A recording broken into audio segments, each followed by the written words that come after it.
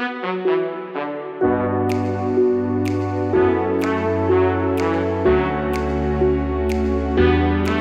Universitas Syahkuala dan para komisi penguji memasuki ruangan ujian.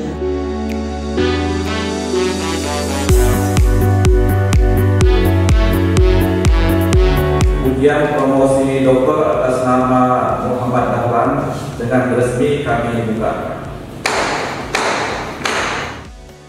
Perlu meregistrasi dengan betul prinsip kepastian hukum elektronik grafik law enforcement. Tidak efektif, maka perekonomian juga demikian akan mengikuti dengan sendirinya.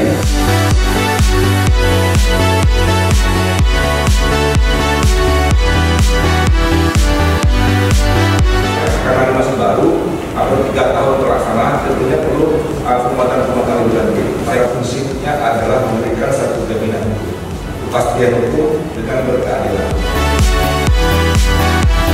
Atas nama Muhammad Dahlan, Dewan Penguji memutuskan bahwa ujian tersebut dinyatakan lulus.